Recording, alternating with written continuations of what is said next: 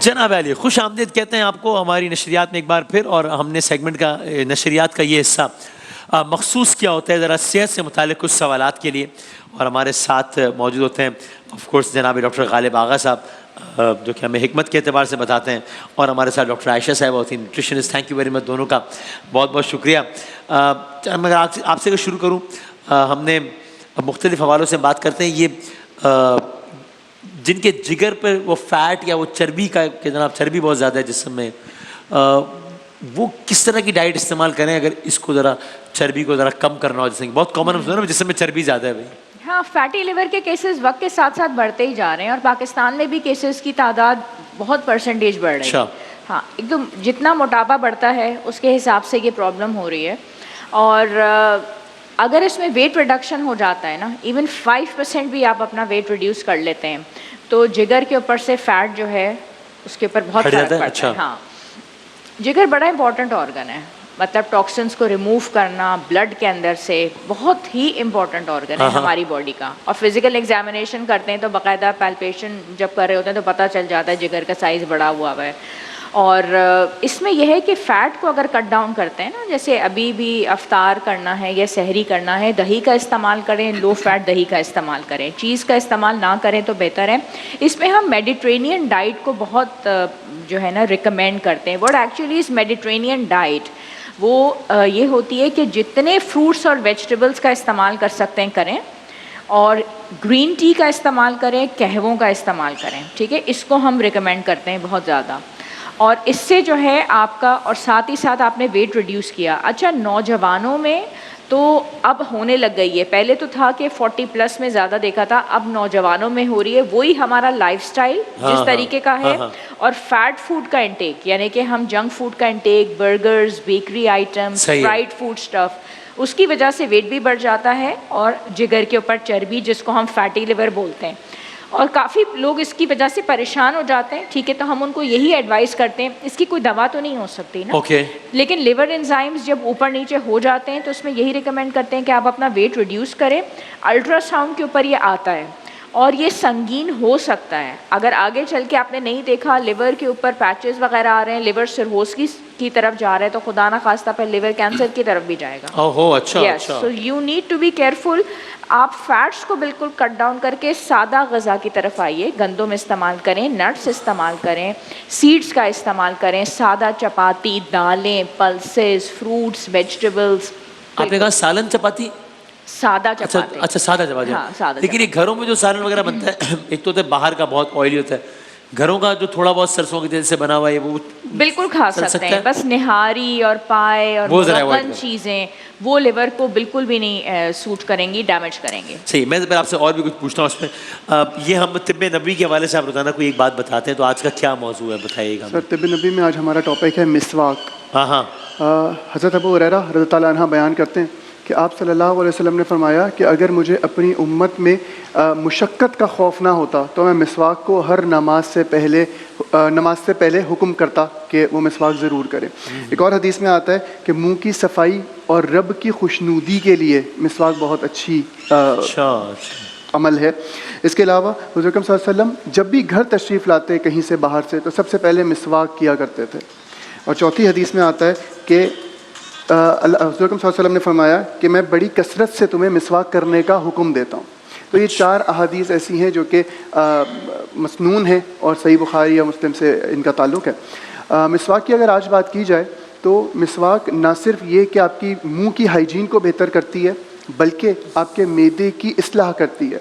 हम बात करें फैटी एसिड की, फैटी लिवर की।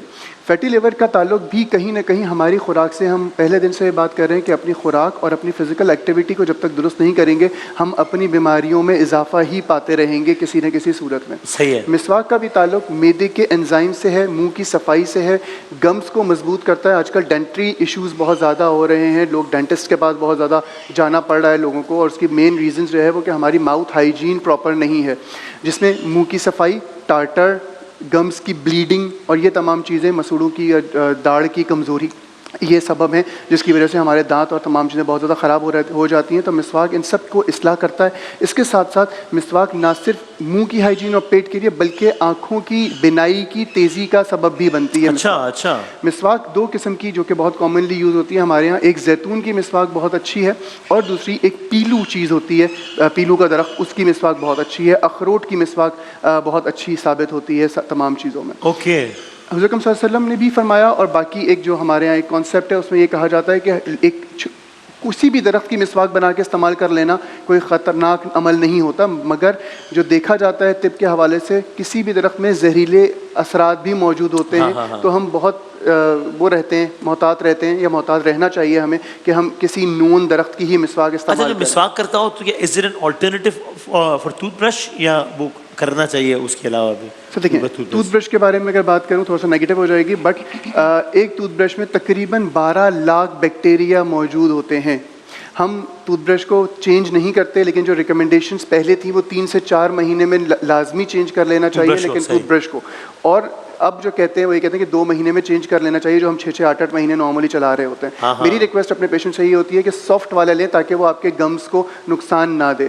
जहाँ तक ताल्लुक है टूथपेस्ट का, टूथपेस्ट में भी अब कुछ ऐसे एंजाइम्स आ रहे हैं जो कि आपने देखा होगा कुछ अर्से पहले बच्चों के टूथपेस्ट अलग आना शुरू हो गया। उसकी वजह यही है कि कुछ केमिकल उसमें इतने ज़्यादा होते हैं जो कि हमारे दांतों को तो साफ़ कर रहे होते हैं लेकिन कुछ बीमारियों का बायस भी बनते हैं। तो मिसवाक ऐसी नहीं है। मिसवाक आप रेगुलर यूज़ करें, 2 से 3 दिन बाद 1 इंच का टुकड़ा काटें और उसको इस्तेमाल करें। अगर मिसवाक को अर्के गुलाब में भिगो कर रखेंगे तो उसकी अफादियत भी ज़्यादा होगी, उसके मामला भी बेहतर। और ये अल्टरनेटिव भी हो सकता है कि टूथब्रश, दोनों चीज़ें हो सकती है। बिल्कुल, एक दफ़ा टूथब्रश कर लीजिए, बाकी हर नमाज से पहले मिसवाक अमल करें तो बहुत अच्छा होगा। ठीक। अच्छा डॉक्टर साहब, आप फैटी लिवर के बारे में बता रही हैं, लेकिन ये ज़रा थोड़ा सा मुझे अगर शुगर पेशेंट्स का भी एक सवाल आया था तो वो बता सकें अगर, कि शुगर पेशेंट्स की ये कंप्लेन होती है अगर वो रोज़ा रखना चाहें, टैबलेट भी लेते हैं वो, लेकिन एक रोज़ा रखना चाहें तो वो क्या ऐसा खाएं कि वो उन शिवरिंग शुरू हो जाती है वो हाथ पैर में? ऐसी कोई है कोई डाइट शुगर पेशेंट्स के लिए कि वो अगर रोज़ा रख रहे हैं और तो सहरी में कुछ ऐसा खाएं कि कोई प्रॉब्लम ना हो, दिन भर खास में शिवरिंग का प्रॉब्लम ना हो? हाँ,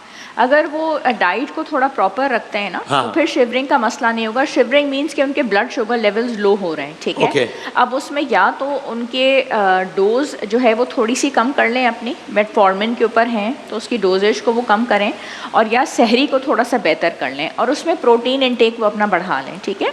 उसमें प्रोटीन इंटेक का तरीक़ाकार वो इस तरीके से रखेंगे कि अगर वो चपाती ले रहे हैं तो उसके साथ प्रोटीन लें। वो कबाब के फॉर्म में भी ले सकते हैं, 100 to 115 ग्राम्स वो चिकन हो सकता है, गोश्त हो सकता है, ठीक है। साथ में वो ओट्स का सीरियल दें और उसके अंदर फ्रूट्स और नट्स का इस्तेमाल कर लें, ठीक है। तो ये एक प्रॉपर सहरी हो जाएगी। और 1 ग्लास उन्होंने स्किम्ड लस्सी का लेना है, ठीक है, which is a combination of yogurt, buttermilk and milk. तो ये भी इनको सारा जो प्रोटीन अच्छे से मिल जाएगा। उस पर गोला हंस का भी वो इस्तेमाल करें। सहरी उनकी अगर प्रॉपर होती है with proper intake of water, doesn't leads to dehydration, तो फिर उनको शिवरिंग नहीं होगी। अगर उन्होंने इस तरीके से किया कि वो सहरी को प्रॉपर नहीं ले रहे या वो स्किप कर रहे हैं, तो फिर खुदा ना खास्ता ये हो सकता है कि वो शिवर करें और उनको प्रॉब्लम हो। तो उनको अपनी डोजेज के ऊपर भी नज़र रखनी है। I am not talking about the patients who are on insulin, the ones who are on metformin. Insulin वालों को तो फिर बहुत विजिलेंट होना है कि अगर उनकी हाइपोग्लाइसीमिया में जाते हैं तो फिर उनको मसला ना हो।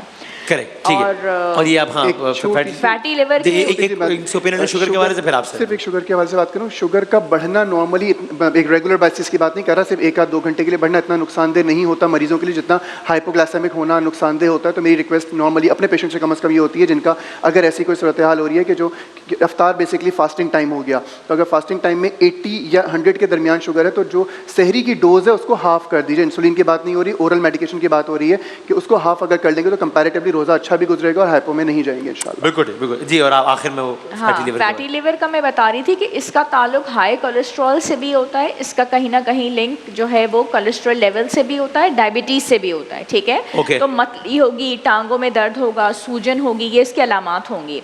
तो ये वाले पेशेंट सौंफ का पानी, ठीक है, हल्दी वाला जो पानी है, गर्म चाय, उसका इस्तेमाल करें।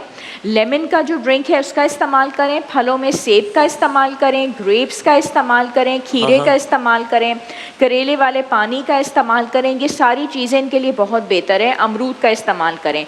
मेडिटेरेनियन डाइट बताने का ही बेसिकली मकसद है कि इन्होंने टूवर्ड्स नेचर जाना है, ऑर्गेनिक फूड्स की तरफ जाना है, तेल को बहुत ज़्यादा कट डाउन करना है, चीज़ को, बटर को, बेकरी आइटम्स को, तो वो आराम से रोज़ा रख सकते हैं, ऐसा कोई मसला नहीं है। हम लोग इन पेशेंट्स को रोज़े के अलावा करवाते हैं इंटरमिटेंट फास्टिंग। जी हाँ, जी हाँ, जी हाँ। इंटरमिटेंट फास्टिंग जब करवाते हैं तो उससे वेट भी लॉस होता है और लिवर का बहुत अच्छा फंक्शन बढ़ जाता है, बहुत बेहतर तरीके से लिवर काम करता है। सही है। तो अब तो रमज़ान है तो वैसे ही लिवर के फंक्शंस में बहुत अच्छा रिजल्ट आएगा।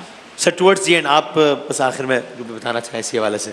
सर मेरे ख्याल डॉक्टर आयशा ने बहुत वजाहत से तमाम चीज़ें बता दी और मैं सिर्फ ये कहूँगा कि अपनी तेल को चेंज करें। तेल की और फिजिकल एक्टिविटी की कमी की वजह से भी फैटी लिवर के पेशेंट्स बहुत ज़्यादा हो रहे हैं। फैटी लिवर बजाते खुद कोई बहुत ज़्यादा बड़ी बीमारी नहीं है, लेकिन ये कन्वर्ट हो सकती है खुदा न खास्ता किसी बड़ी बीमारी। It can lead to a big disease. अच्छा, इट कैन लीड टू और वर्स्ट। ठीक है, तो इसमें यह है कि सिर्फ जैतून के तेल सरसों के तेल का अगर इस्तेमाल घर में करें तो फैटी लिवर ये आप लोग वजाहत कर चुके हैं कि जैतून का तेल अच्छा होता है, लेकिन इसका मतलब ये नहीं कि खाना उसमें बनाना शुरू कर दें। हम तो जैतून के तेल में पराठे बना के खाते हैं, ये कॉन्सेप्ट गलत है। हाँ। सरसों के तेल, सरसों का तेल कंपैरेटिवली बेहतर है और मक्खन का इस्तेमाल करें, जो मक्खन से मिलती जुलती चीज़ें उसको थोड़ा सा अवॉइड करें तो भी बेहतरी आएगी इंशाल्लाह। और लोग इसको ले बहुत लाइट रहे हैं कि जी मेरे तो कुछ, मैं तो सब कुछ, मुझे कोई मसला नहीं, गाली कोई नहीं, मनो तो सिर्फ फैटी लिवर है। फैटी लिवर है दैट मीन्स कि you have to take care. और लौंग वाले कहवे का इसमें बहुत अच्छा रिजल्ट है। यस, हम लौंग को सिर्फ दांतों के दर्द से क्यों रिलेट कर देते हैं, लौंग बहुत काम हजम के निज़ाम के लिए बहुत बेहतरीन दवा है लौंग। अच्छा, ओके।